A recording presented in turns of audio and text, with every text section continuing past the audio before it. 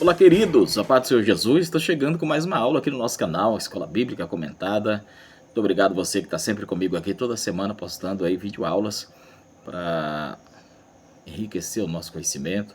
Agradeço você que é inscrito no nosso canal, você que ainda não é inscrito, se inscreva aqui no canal, curta, compartilhe nossas videoaulas aqui postadas toda semana. Eu sou Elton Viana e hoje nós vamos estudar a lição de número 5 da nossa revista Daniel. Deus está acima do fogo, dos leões e dos impérios. Essa revista maravilhosa que nós estamos estudando, nosso terceiro trimestre da PEC, Programa de Educação Continuada, tá bom? Lição de número 5, como eu já falei, e a gente vamos a partir de agora entrar em todos os tópicos e subtópicos de forma clara, objetiva, trazendo algumas referências, né, para você professor, você aluno, você professor que assiste a nossas aulas, muito obrigado, tá bom, gente? Então vamos lá. Assunto da lição: o juízo escrito na parede. Texto áureo está: Tekel, pesado foste na balança e achado em falta. Está em Daniel, no capítulo 5, versículo 27. A verdade prática diz que quando o orgulho e verdade prática diz assim: quando o orgulho e a irreverência contra Deus chegam ao limite, o juízo divino é inevitável. E é sobre isso que nós vamos falar, sobre o juízo divino. E nós temos aqui, são 3 tópicos, cada um com seus subtópicos. E a introdução vai dizer assim: o capítulo 5 de Daniel descreve o trágico fim do Império Babilônico. Em uma noite de festas e blasfêmia, o rei Belsazar desafiou abertamente a Deus, usando os utensílios sagrados do templo para promover esta celebração profana. Então, o objetivo desta aula, né, que para você, professor, é compreender o contexto da profana festa de Belsazar. Também entender o papel de Daniel como porta-voz fiel da palavra de Deus e reconhecer o significado da imagem divina e a sua implicação para os dias atuais. Vamos estar fazendo algumas aplicações, tá? E a gente já vai entrar nos nossos tópicos e subtópicos. O primeiro tópico vai falar sobre a insensatez do banquete. O primeiro subtópico fala o banquete da arrogância. Como eu sempre falo para você aqui nas aulas, eu não leio todo o conteúdo da revista. Aqui uma aula resumida, tá bom? Porque assim, para o vídeo ficar pequeno. É claro que você, professor, vai ler a revista toda. Você, aluno, eu sempre oriento os alunos a ler a revista toda, de todo o conteúdo, porque quando a gente faz a aplicação fica de fácil entendimento, tá? Então eu separo aqui algumas coisas que eu vou aplicar na revista, né? E aí faço aqui a aplicação. Então, o primeiro subtópico fala o banquete da arrogância, que está no versículo 1, que diz que o rei Belsazar deu um grande banquete a 1000 dos seus grandes e bebeu vinho na presença dos 1000. Da metade para o final, a revista vai dizer assim: a festa reflete um espírito de arrogância cega diante da iminência do juízo. Em vez de buscar a Deus, Belsazar escolhe zombar e se deleitar em sua própria glória. Então, nós estamos vivendo em um mundo onde muitos festejam, ostentam, vivem como se nunca fosse prestar conta diante de Deus. Isso é um grande perigo.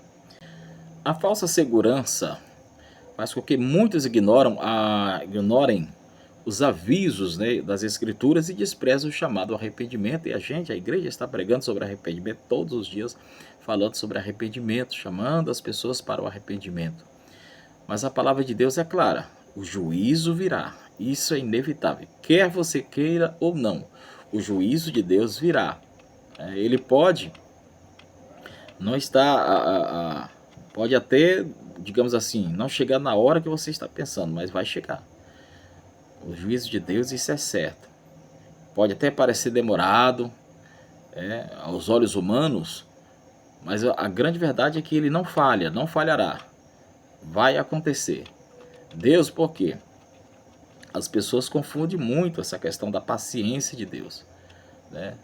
A paciência de Deus é uma oportunidade para que as pessoas se arrependam, para que todos se arrependam. Mas vai chegar um dia que cada pessoa vai comparecer diante do seu tribunal, não tem para onde correr. Lembra que eu sempre falo, que sempre estou frisando aqui na aula, da lição, quando nós estudamos de Ezequiel, a glória de Deus saindo lentamente do templo, que era Deus dando uma chance, uma oportunidade para as pessoas se arrepender. Então, se o juízo não chegou ainda, é Deus dando a oportunidade para você se arrepender. Então, arrependa enquanto há tempo, tá? É importante que a igreja, é importante que se fale sobre arrependimento, porque o juízo virá, tá? Deus é paciente, Deus é misericordioso, mas o juízo vai acontecer, isso é inevitável. Por isso é importante que, em vez de acumular riquezas, buscar fama, reconhecimento, ficar correndo atrás de acumular riqueza, os prazeres deste mundo que são passageiros, mais importante que isso é viver uma vida de santidade, viver uma vida de obediência ao Senhor, né? Porque tudo isso aí nós sabemos que passará, mas a palavra de Deus, ela permanece. Então, as pessoas podem viver uma vida deliberada, viver uma vida dos prazeres, mas se não esquecendo de que todo mundo vai ter que comparecer diante de Deus. Na 2 Coríntios, capítulo 5, do versículo 10, diz: porque importa que todos compareçamos perante o tribunal de Cristo. Então, todos têm que comparecer. Mas as pessoas estão levando uma vida como se nada disso, né, fosse acontecer. Eles não estão ligando para o juízo. Mateus 24:37 diz que assim como foi nos dias de Noé, será também no dia, será a vinda do Filho do Homem, na verdade. As pessoas, no tempo de Noé, ninguém acreditava no juízo, ninguém acreditava que ia acontecer o dilúvio, mas o dilúvio veio. E nós estamos aqui, da mesma forma, anunciando as pessoas se arrependerem dos seus pecados, porque o juízo de Deus virá. As pessoas vivem uma ilusão de uma vida sem consequência, né? Eles vivem essa ilusão de que não vai ter consequência, né? Mas é uma vida ilusória, porque as consequências virá e a gente estamos aqui como arauto, como porta-voz de Deus para trazer essa palavra de arrependimento, tanto para quem está fora, quanto para quem está dentro da igreja. Quem vive essa vida de ilusão não vai escapar das consequências.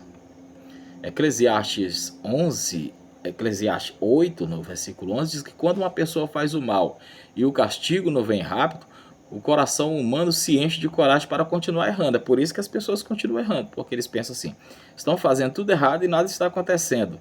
Mas como falamos, é a paciência de Deus, é a longanimidade de Deus, ainda a misericórdia de Deus prevalecendo.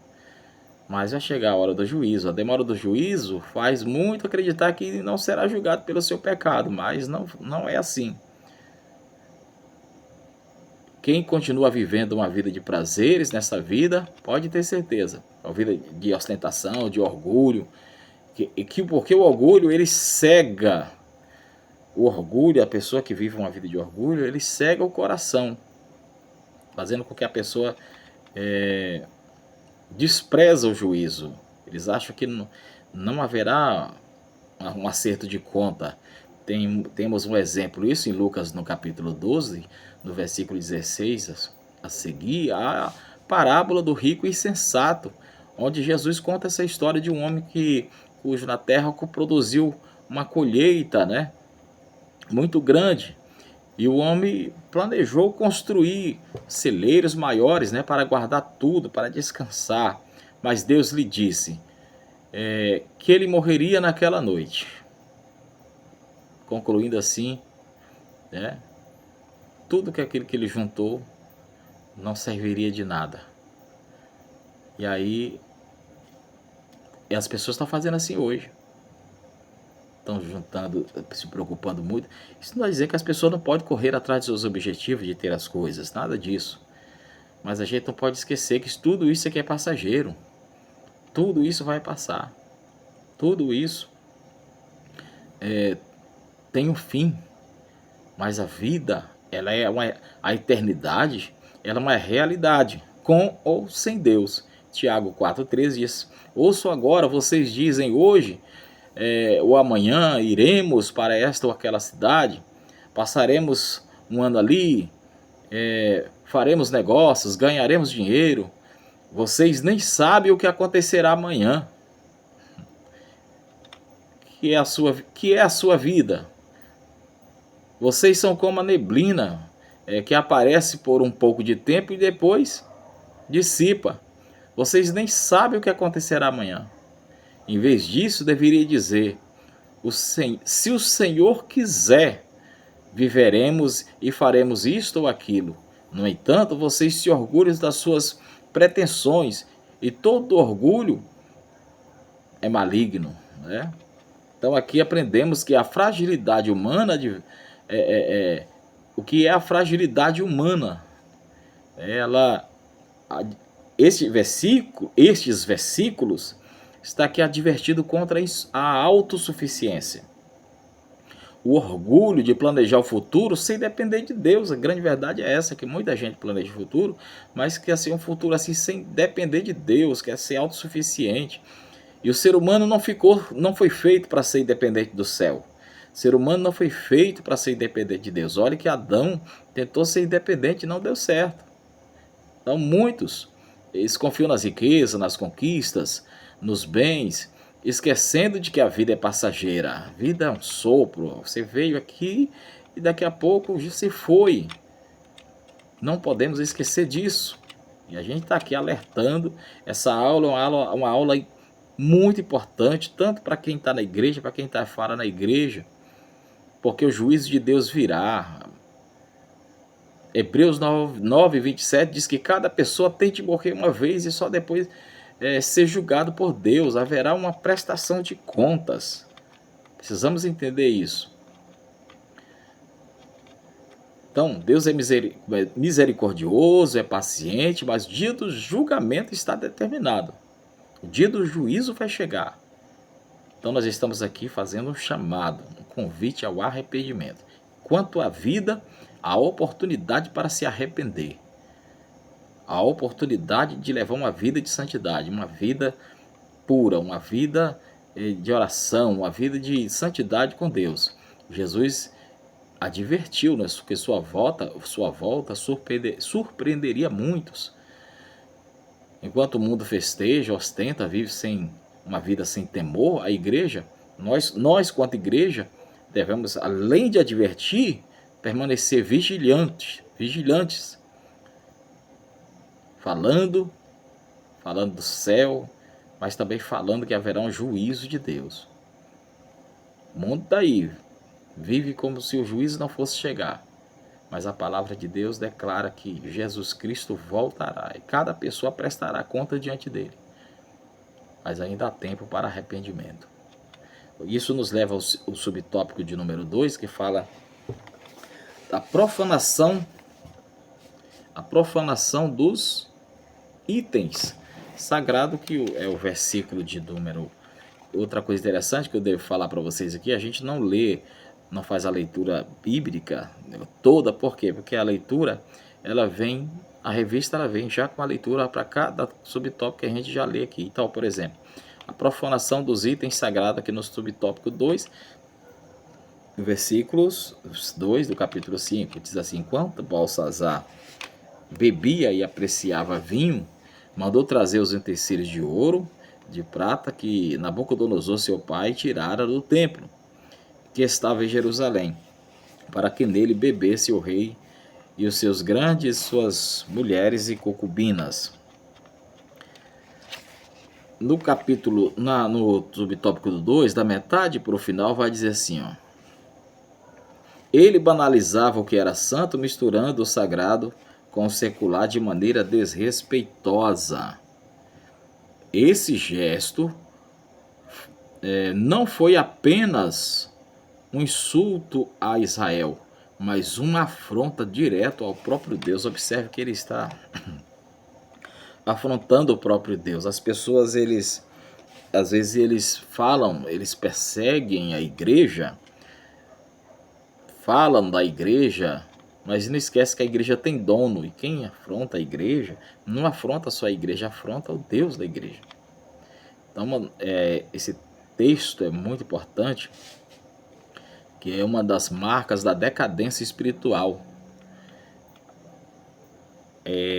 Quando o povo deixa-se de diferenciar, né, de distinguir o que Deus declarou santo daquilo que é profano. E as pessoas, às vezes, tem muita gente que não sabe diferenciar, não consegue distinguir. E aí é uma complicação muito grande, porque muita gente sofreu consequência, continua sofrendo até hoje, por não saber diferenciar ou fazer de forma pensada mesmo. E aí Deus não deixa se escarnecer. Quem fez isso, todos que fizeram pagaram um preço muito alto. Levítico 10, no versículo 10, a Bíblia diz que Deus ordenou os sacerdotes para fazer diferença entre o que era santo e o profano. Se Deus está ordenando, é porque Ele não permite, Ele não quer que isso aconteça. A gente precisa esclarecer isso e falar isso para as pessoas. Então eles fazem, Deus ordenou que eles fizessem ali o que, a separação, o que era santo e o que não era santo, o que era profano. Só que Ezequiel 22 e 26, nós já estudamos, diz que os líderes deixaram de fazer essa separação.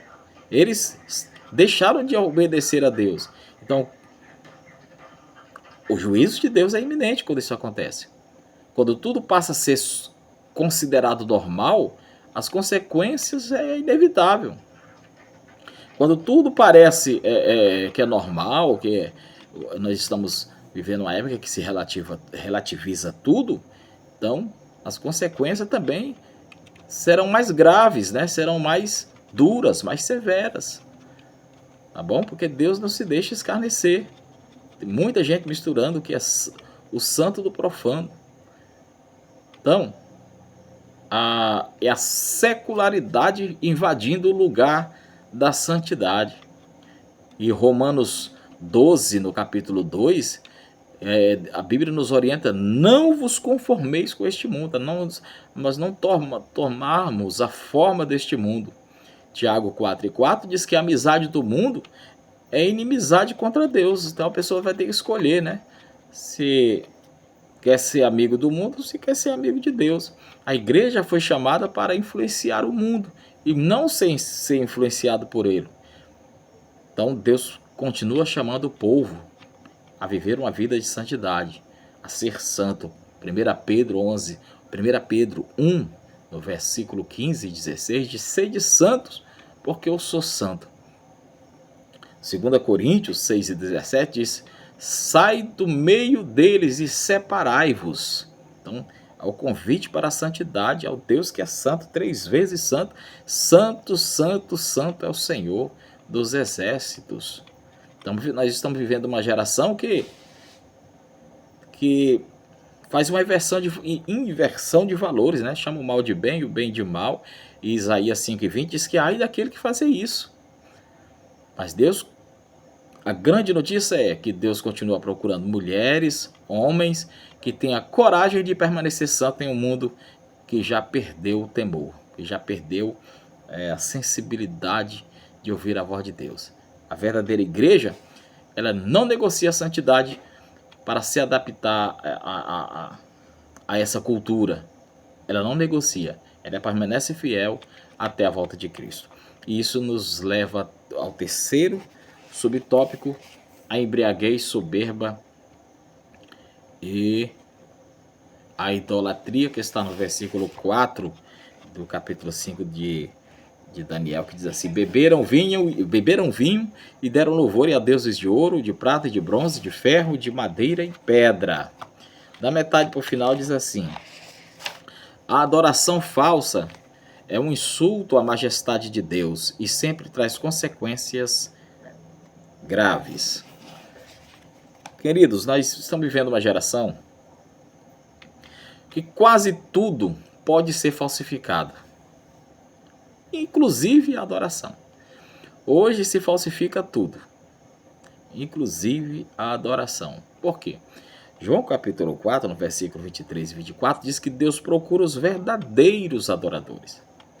Então, se tem os verdadeiros, é porque existem os falsos. Tem gente adorando de maneira falsa. Correto? Então, muitos se apresentam como adoradores, mas o verdadeiro alvo não é glorificar Deus. O verdadeiro alvo é promover a si mesmo, é se promover. Em Mateus 15, no versículo 8 e 9, diz: esse povo me honra com os lábios, mas o seu coração está longe de mim.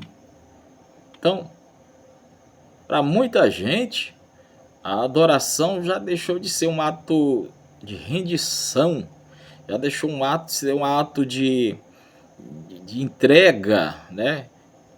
E se tornou um espetáculo, né, em busca de reconhecimento. Eu sou adorador, mas o propósito é outro, o intuito é outro, o objetivo é outro.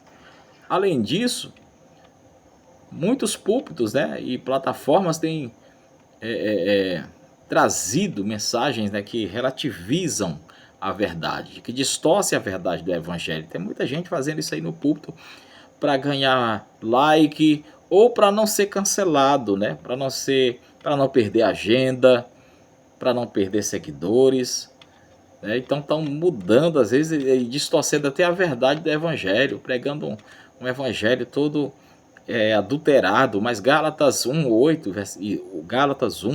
8 e 9, ele diz que não há outro evangelho. Se alguém, mesmo um anjo do céu, pregar um outro evangelho diferente do que já foi anunciado, que seja amaldiçoado. Então o apóstolo, ele está aqui: se alguém trouxer para você um outro evangelho diferente daquele que vocês já receberam, que seja amaldiçoado. Ninguém está autorizado a trazer um outro evangelho. E as pessoas estão fazendo isso, né, de forma aberta aí. Para essas pessoas, irmãos, o pecado é tratado com leveza, né? O arrependimento ele é omitido. A santidade é substituída por um evangelho que apenas agrada os ouvintes. As pessoas estão preocupadas em agradar os ouvidos humanos, mas não está nem aí se está desagradando a Deus. 2 Timóteo 4, versículo 3 e 4, nós já estudamos sobre isso, diz que virá o tempo que eles não suportarão a sã doutrina. Eles não suportarão, mas a palavra de Deus, ela não muda para se adaptar à cultura. O evangelho genuíno, a palavra de Deus, não muda para adaptar dentro daquilo que as pessoas querem.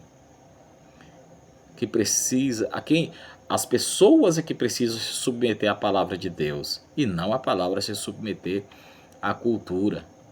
Então é falsa adoração. Romanos 12 diz que a verdadeira adoração envolve uma vida de consagrado, uma vida de entrega para Deus. A verdadeira adoração, ela não é medida pela beleza, pela beleza da música, ela não é medida pela eloquência do pregador, ela não é medida pela emoção do momento ali, né?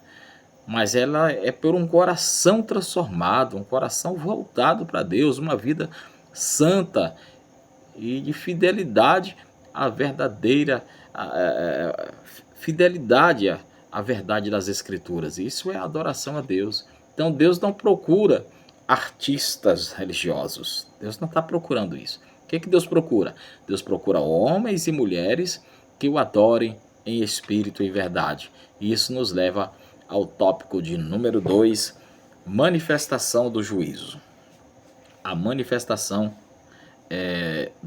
a manifestação do juízo divino. O primeiro subtópico fala: a mão misteriosa, está em Daniel 5, no capítulo 5, que diz assim: no mesmo instante apareceram uns dedos de mão de homem e escreviam de fronte o candeeiro na caidura da parede do palácio real, e o rei via os dedos que estava escrevendo. Os dedos que estavam escrevendo. Então, aqui o capítulo 5 de Daniel, ela narra esse momento, essa noite, essa última noite do Império Babilônico. Enquanto o exército dos medos, dos persas, cercava a cidade, o rei Belsazar, o que ele estava fazendo? Ele estava promovendo um grande banquete, uma grande festa. Mas era grande, porque era para milhares dos seus convidados. Só que em vez dele buscar a Deus, o que ele faz? Ele vai zombar de Deus, ele vai zombar do Senhor, ele vai escarnecer de Deus, ele vai usar os utensílios sagrados do templo para festejar e louvar a deuses falsos. Olha só o que ele vai fazer. Só que naquela noite, naquela mesma noite, Deus escreve a sua sentença na parede, revelando que nenhum homem, absolutamente nenhum homem permanece de pé quando o juízo divino é anunciado. Aí não tem para ninguém. A arrogância, por quê, queridos? Belsazar, ele está vestido de uma arrogância extrema. E essa arrogância, estou sabendo que o arrogante, ele despreza o que é santo. Ele não está nem aí. Ele não está nem preocupado com o que Deus vai achar. Ele pega os utensílios consagrados a Deus, ele transforma esses utensílios em objetos e uma festa profana. Olha o que o orgulho não faz ao homem. O orgulho faz o homem perder o temor de Deus. A pessoa ele passa a acreditar que ele não precisa mais de Deus. Ele é autossuficiente. Né? E isso, às vezes, o sucesso financeiro, profissional, é um problema, às vezes, para as pessoas que não têm esse equilíbrio, porque eles acham que não tem dependência do Senhor. A oração, a comunhão com Deus é deixada de lado porque eles acham que não precisa mais. Né? O que é santo, por exemplo, passa a ser tratado como algo comum. Né? Mas isso é um ato de reverência, e toda irreverência ela traz consequências seríssimas. Porque o juízo de Deus, ele chega quando ninguém espera. A pessoa não está nem esperando ver o juízo. Lá em Provérbios diz que aquele que endurece a cerviz será pego de surpresa, sem chance de arrependimento, sem chance de cura. Então, no auge da festa, no momento da festa ali que Belsazar está no seu apogeu, aparece ali uma mão escrevendo na parede. Agora imagine a cena, meu querido. Imagine comigo. Você está no lugar, né? E aí você olha para uma parede e vê apenas uma mão escrevendo. É algo terrível de se ver. Eles estão bebendo, eles estão eufóricos, estão felizes, mas nesse momento a alegria vem de água abaixo. Nesse momento a felicidade, né, vem de água abaixo.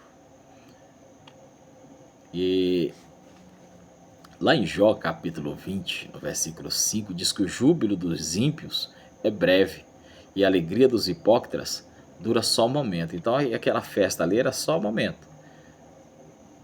Porque o juízo de Deus chegou. O juízo de Deus se manifestou. Quando Deus se manifesta, a sua autoridade, nenhum poder humano pode resistir, pode suportar. E nós temos exemplos disso. O faraó, quando viu o exército de Deus, quando viu o seu exército, na verdade, ser destruído dentro do mar. O exército do Senhor, o povo do Senhor passou no mar, né? São e salvo, e o seu exército prevaleceu. Êxodo 14, versículos 27 e 28. Temos também lá em Atos 12, no capítulo 21, diz que Herodes, ele recebeu a glória para si e foi imediatamente ferido pelo Senhor, porque Deus não divide sua glória com ninguém. Quando Deus se levanta para agir, né, com juízo sobre alguém ou sobre uma nação, meu querido, não tem coroa de rei, não tem autoridade que permaneça de pé. Pode ser rei, pode ser quem for. Se Deus se levanta, pode ser poderoso.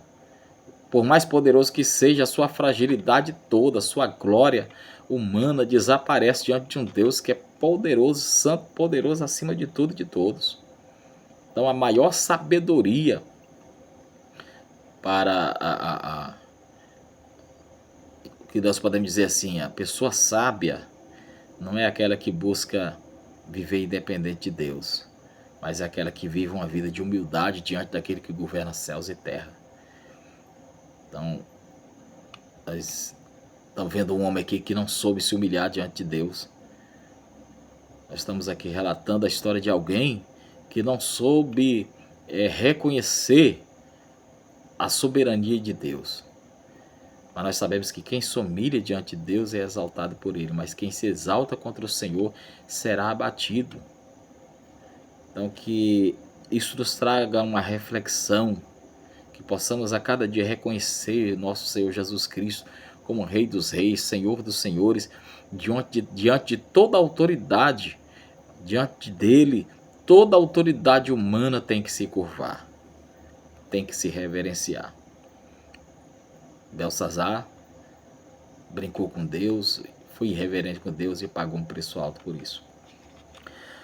Subtópico de número 2, a falência dos sábios, está o versículo de número 7, que diz: o rei ordenou em voz alta que introduzisse os encantadores, os caldeus e os feiticeiros.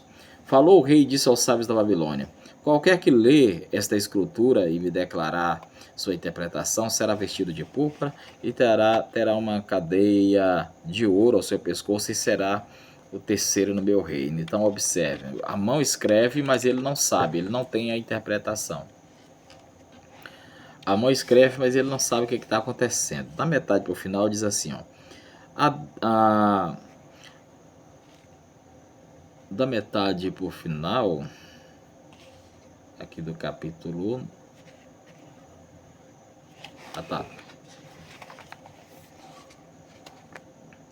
Belsazar recorre aos sábios e mágicos do seu reino para interpretar a escrita, mas nenhum deles é capaz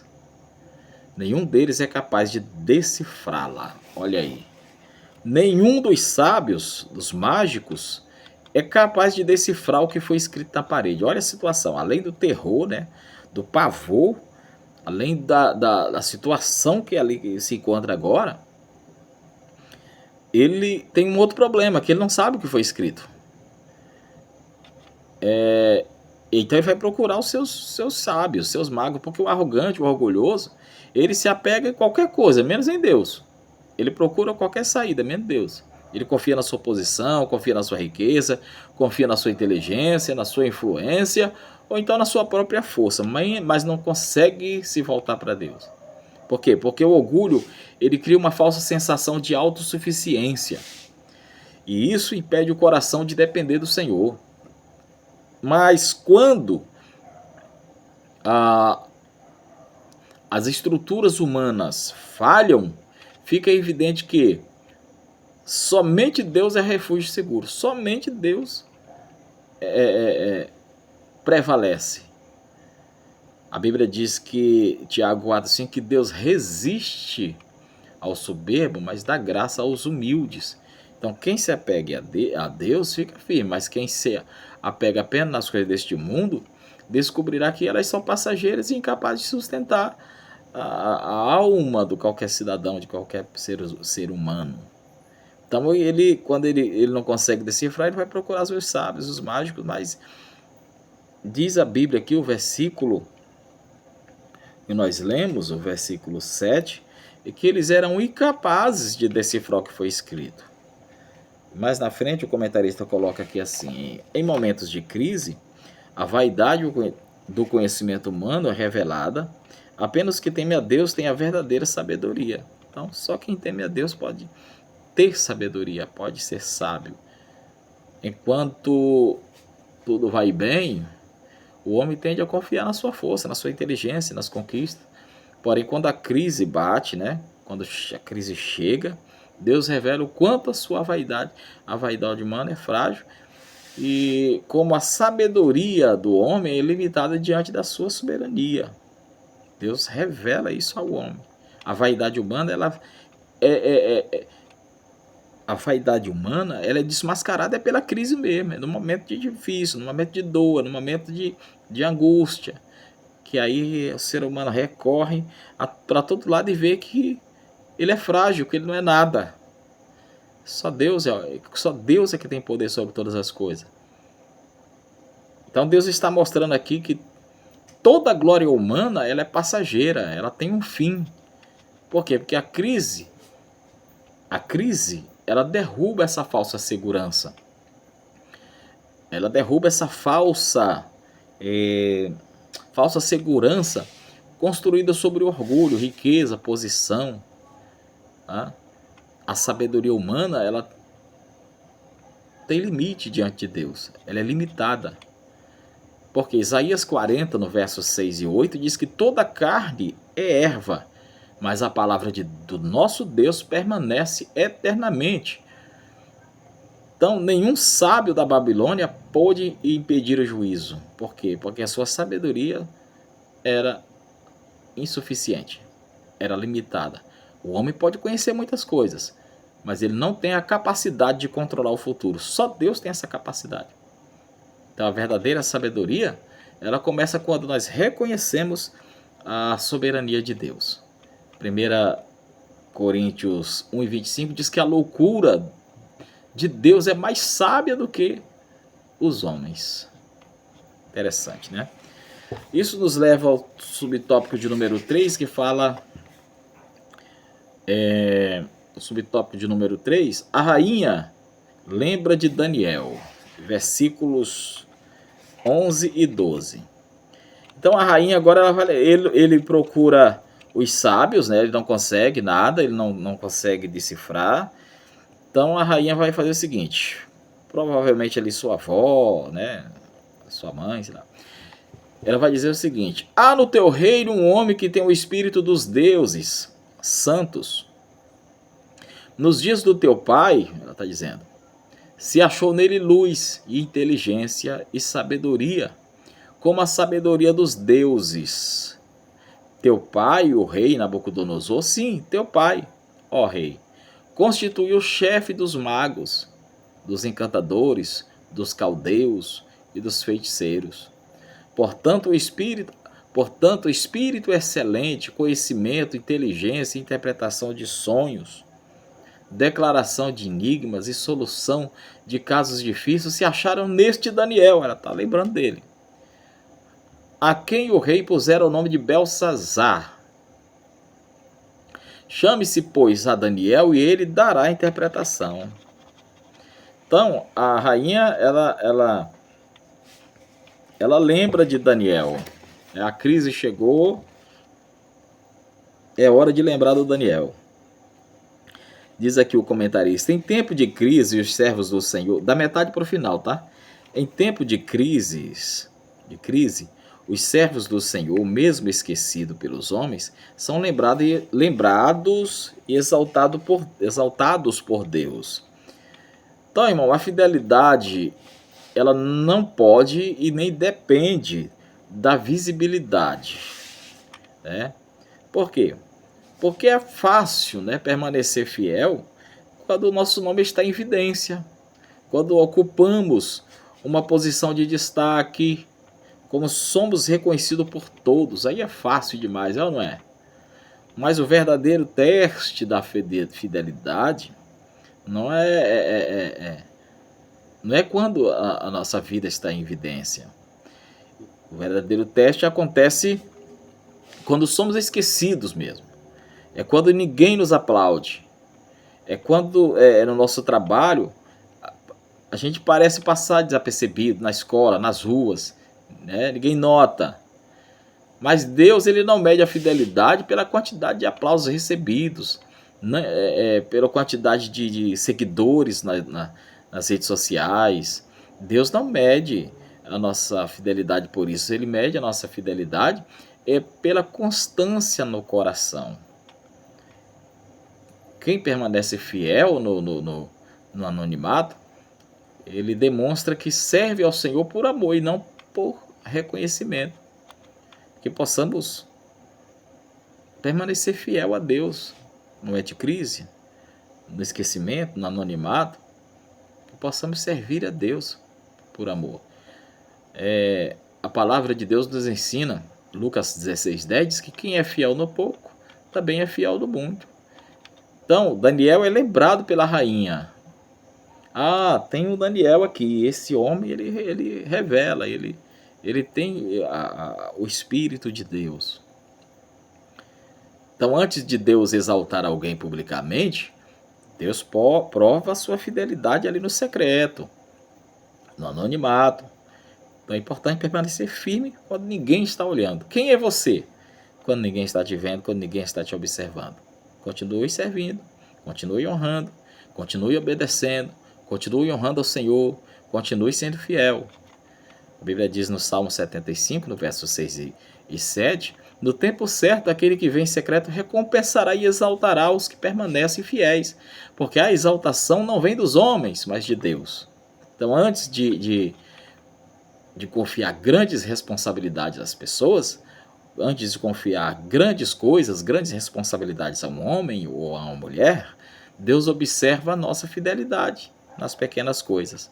Observe que José foi fiel como escravo e prisioneiro antes de governar o Egito. Observe que Davi foi fiel cuidando das ovelhas antes de ser rei. Então, quem é fiel quando ninguém vê, está sendo preparado por Deus, está sendo forjado. Então, há momentos que nós que somos esquecidos mesmo, somos ignorados mesmo, até substituídos. Existe esses momentos. Mesmo assim, a nossa fidelidade deve permanecer inabalável, intacta. Tá? Porque quem trabalha apenas para ser visto pelos homens, na hora da crise, desiste. Quem trabalha apenas para ser reconhecido, na hora que vem a crise, desiste facilmente. Agora, quem serve ao Senhor, permanece firme porque sabe que Deus vê todas as coisas. Ele tem esta consciência de que Deus, ele vê todas as coisas. Observe que José saiu da prisão para o palácio. Davi saiu do campo para o trono. Esther saiu do anonimato para o palácio. Todos foram exaltados por quê? Porque permaneceram fiéis. Então, irmão, o céu ele nunca esquece de quem permanece firme, de quem permanece fiel. A fidelidade de hoje é a porta para a exaltação amanhã. Fique com essa palavra aí, viu? Deus continua procurando quem continua obedecendo, mesmo quando não recebe aplausos, mesmo quando não recebe os elogios. Então, permaneça fiel. Não abandone seu chamado. É falta de reconhecimento? Continue servindo com alegria. Continue perseverante e com temor. Quem permanece fiel em qualquer circunstância será honrado pelo Senhor, pode ter certeza disso.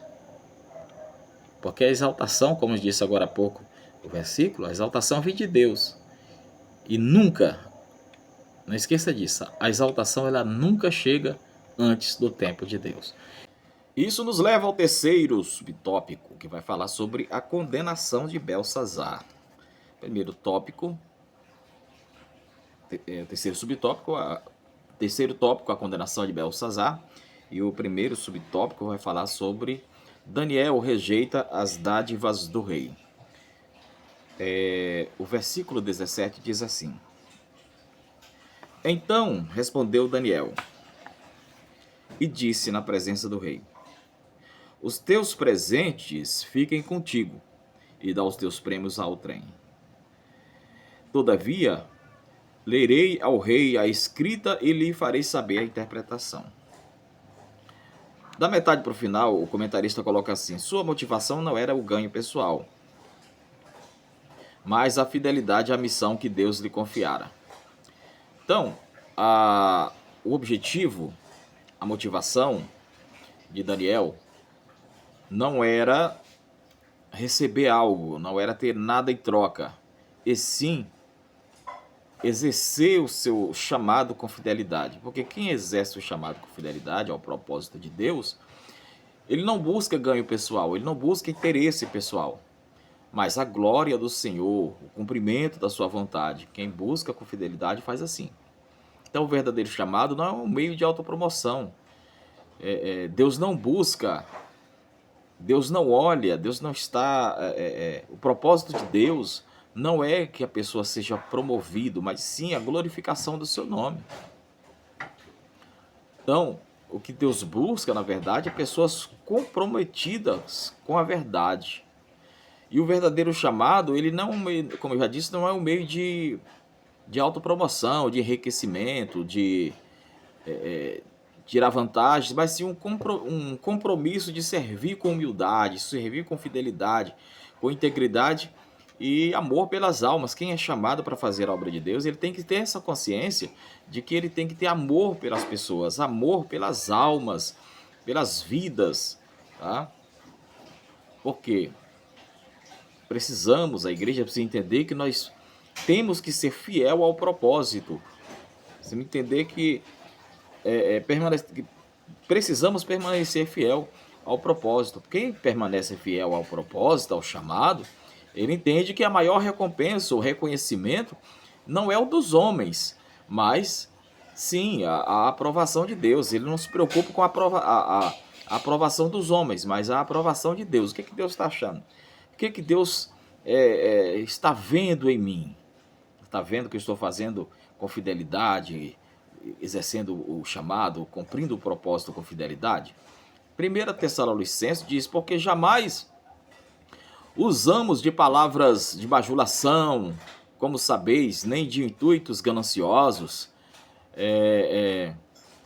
Deus disto é testemunha. Aí ele finaliza dizendo: e não buscamos a glória dos homens. Nós estamos vivendo dias que muitos enxergam o ministério, o chamado, como um caminho para a fama, para enriquecimento, para ter reconhecimento e benefícios pessoais. Mas não foi para isso que nós somos chamados. Somos chamados para exercer o ministério com excelência. No entanto, a palavra de Deus, ela revela que o verdadeiro chamado, ele não tem como objetivo o lucro, a autopromoção, mas a glorificação do Senhor e também o serviço ao próximo, servir as pessoas. Daniel, ele tinha essa consciência, ele tinha esse entendimento que ele estava ali na Babilônia para servir, mas servir com fidelidade, servir com integridade. Então, ele entendia que, mesmo estando ali na Babilônia, ele estava ali para servir pessoas, estava ali para exercer um chamado. E o apóstolo Paulo, ele é um grande exemplo disso, porque ele serviu com sinceridade. Muitas das vezes suportou as perseguições, renunciou seus próprios interesses por amor ao evangelho. E nós precisamos ter esse entendimento também, de às vezes renunciar a algumas coisas, ou talvez tudo por amor a Cristo. Porque o desejo de quem serve a Deus com fidelidade não é agradar homens, é agradar aquele que chamou, o próprio Deus. É agradar a Deus que nos chamou para cumprir o propósito. E Gálatas 1:10 diz que, o apóstolo Paulo dizendo: porventura procuro eu o favor dos homens ou de Deus? Ou procuro agradar homens? Se agradasse ainda a homens, não seria servo de Cristo. Quem procura agradar os homens, ele não pode dizer que é servo de Cristo, porque o servo de Cristo, ele procura agradar a Deus. Mas isso também não dá o direito de a pessoa isolar esse versículo e querer viver de forma isolada, né? Sem ter uma liderança, sem honrar a liderança. Isso não é para isso que a gente está aqui. Não é isso que nós já estamos incentivando e motivando você. Estamos ensinando que nós fomos chamados para servir. Daniel, mesmo sendo é, exaltado por Deus ali na Babilônia, ele entendeu que mesmo assim ele estava ali para servir. E falando em servir, Jesus é o maior exemplo de servo, o maior exemplo de servir. Ele ensinou e declarou que o Filho do Homem não veio para ser servido, mas para servir. Né? Aí, Marcos 10:45. Jesus é o servo. Ele dá um exemplo de servo. Então ele é o maior exemplo de um ministério formado pela humildade, entrega e sacrifício. Tá certo? Da mesma forma, o Pedro, ele exortou os líderes da igreja. Ele diz assim, 1 Pedro 5:2, pastoreai o rebanho de Deus, não por ganância, mas de boa vontade. Ou seja, façam isso com amor, façam isso com vontade de servir as pessoas. Então o ministério nunca deve ser movido pela ganância, mas pelo amor a Deus e às almas. As pessoas tem gente que diz que ama a Deus, mas não ama as pessoas. Não tem paixão por almas. Então, tá entendendo? Então quem exerce um chamado com fidelidade, ele permanece firme, mesmo quando ele não recebe aplausos, mesmo quando ele não recebe o conhecimento, mesmo quando ele não recebe as recompensas humanas. Mesmo a pessoa estando desse anonimato, ele continua fazendo, continua exercendo e cumprindo o seu propósito.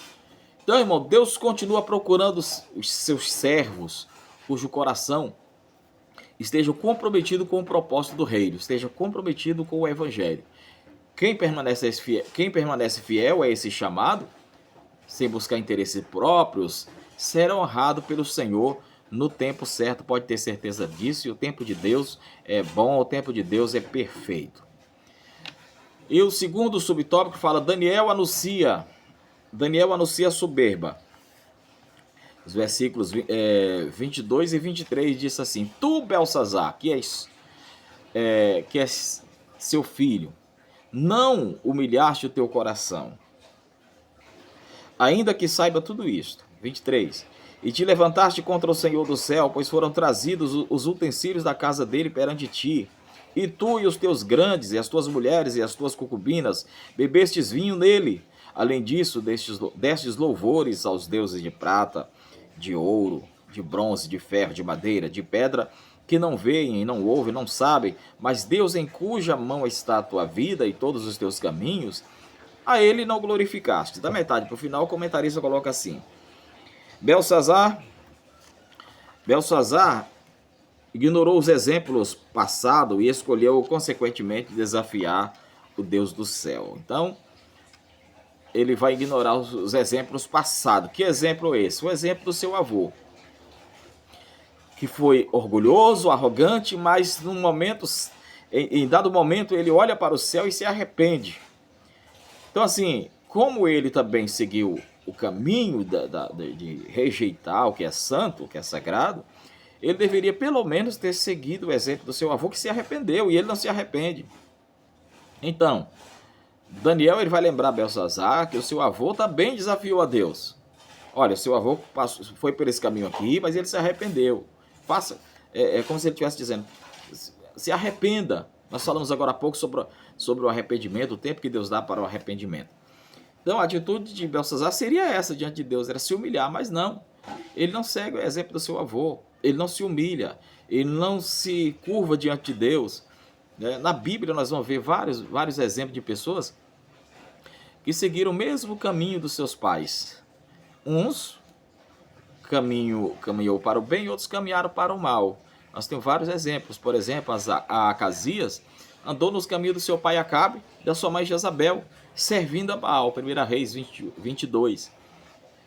Jorão seguiu o mesmo caminho dos reis de Israel, influenciado pela casa de Acabe. Temos Acais, que andou pelos caminhos dos reis de Israel e promoveu a idolatria. 2 Reis 16.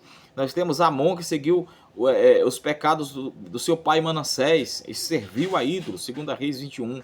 Por outro lado, nós temos os reis. Tivemos pessoas que seguiram os bons exemplos dos seus pais. Por exemplo, Jotão, ele andou nos caminhos do seu pai Uzias, fazendo o que era reto aos olhos do Senhor. Você vai encontrar em 2 Reis, no capítulo 15. Josias também andou nos caminhos do seu pai, dos seus antepassados, aliás, Ele andou no caminho dos seus antepassados, do seu antepassado Davi, sem desviar nem para a direita, nem para a esquerda. Você vai encontrar isso em 2 Reis 22. Então o que podemos aprender com isso aqui e fazer uma aplicação?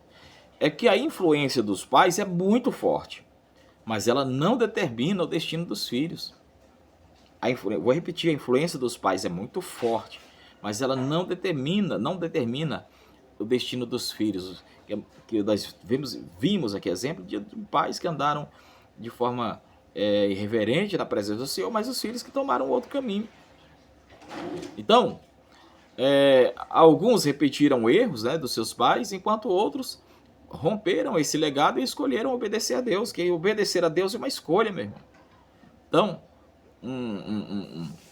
um exemplo marcante, né, que é o do Ezequias, né, que foi fiel ao Senhor, apesar de ser filho de um ímpio, filho de Acais. Você vai encontrar isso lá em 2 Reis 18, né? Mas por outro lado, seu filho Manassés abandonou esse bom exemplo que poderia ter seguido. Você vai conferir em 2 Reis 21. Então, isso ensina que cada geração é responsável pela própria decisão diante de Deus. Cada geração é responsável pela própria decisão diante de Deus. Tá certo? Então, o Belsazar, ele não segue o exemplo do avô, ele não se arrepende. Ele prefere continuar na sua soberba, continuar na sua arrogância e no seu orgulho. Isso nos leva ao terceiro e último subtópico, o anúncio da queda do império. Daniel, capítulo 5, os versículos 26 e 28, que diz: esta é a interpretação daquilo. Daniel agora está dando o veredito, está dando a interpretação. Mener, contou Deus o teu reino e deu cabo dele. 27. Tekel, pesado fostes na balança e achado em falta. 28. Pérez, dividido foi o teu reino e dado aos medos e aos persas. Então, aí está Daniel dando a interpretação. Nós estamos vivendo dias, meus irmãos, que muitos confundem a liberdade com falta de reverência. E nós estamos vivendo os dias em que as pessoas estão vivendo de forma irreverente diante de Deus, diante da presença do Senhor. Isso é muito grave. Tudo isso aqui por conta de reverência, de usar os utensílios sagrados em um ambiente onde era santo, ambiente separado para Deus. E Deus não aceita isso. Deus jamais vai aceitar isso. A Bíblia está recheada de pessoas que foram punidas por Deus por se portar de forma irreverente diante dele. Levítico 10, dos versículos 1 e 2, você vai ver que Deus rejeitou, Deus não rejeita ali apenas o fogo estranho, ele rejeita a desobediência. Então não basta estar no altar, é preciso estar em santidade diante de Deus, não basta ocupar uma posição, é preciso ocupar, mas ocupar de forma íntegra, santidade diante do Senhor. Nós estamos vivendo um tempo em que o culto, ambiente de culto para alguns, um encontro santo com Deus, um encontro separado para Deus, passa a ser um espetáculo voltado para agradar pessoas. O culto deixa de ser um lugar santo, o culto deixa de ser um ambiente de santidade para virar um show, um espetáculo onde as pessoas é o foco. Agradar as pessoas é o foco. Estão preocupadas com isso. Mas não foi para isso que nós somos chamados. A Bíblia diz que os filhos de Eli, Ofni e Finéias, eles desprezavam, né, o sacrifício e profanavam o sacerdócio. E eles foram punidos de forma triste por conta disso. Você vai encontrar isso lá em 1 Samuel 2. Então, ambiente de culto, o culto a Deus, nosso culto que nós oferecemos a Deus, quer seja no dia a dia, quer seja no coletivo, quer seja no culto individual ali, só você, mas tem que ser com reverência, porque Deus continua sendo santo e Ele exige que o seu povo adore com temor e obediência, porque Deus é santo, 3 vezes santo, santo, santo, santo é o Senhor dos exércitos. Hebreus 12, 28 e 29 vai dizer: sirvamos a Deus agradavelmente com reverência e santo temor, porque o nosso Deus, Ele é fogo consumidor. O culto que agrada a Deus, ele não é aquele culto, não é o mais emocionante, né? O culto foi uma bênção, meu irmão. Muita emoção, mas emoção não define um culto a Deus. Deus procura adoradores que o adorem em espírito e em verdade, com reverência. Tá? A gente tem que entender isso, que culto não é espetáculo, culto não é show, culto não é apresentação de teatro, culto não é entretenimento, culto é um lugar separado, é um momento separado para adorar a Deus, é um momento separado para cultuar a Deus, já se diz tudo. Então que possamos a cada dia viver ter uma vida de santidade diante de Deus. Aqui nós finalizamos nossa aula. Muito obrigado a você que nos acompanha aqui no nosso canal. A aplicação pessoal diz que devemos cultivar um coração humilde, reverente diante dele, do Senhor. Lembrando que o Senhor pesa as nossas atitudes e requer santidade em nossa conduta. Deus quer santidade no nosso falar, no nosso agir, no nosso pensar, em toda maneira de viver. Sede santo em toda maneira de viver. Que Deus abençoe tua vida, Deus abençoe tua casa, Deus abençoe tua escola, tua aula, a cada professor, cada aluno. Quero orar por você, Pai, que te louvamos por esse momento, te louvando pela vida de cada um dos teus filhos. Muito obrigado por esta aula, Senhor, que possamos estar aqui na próxima semana com mais uma aula, com mais um aprendizado na tua presença que nós te pedimos, no nome de Jesus. Amém.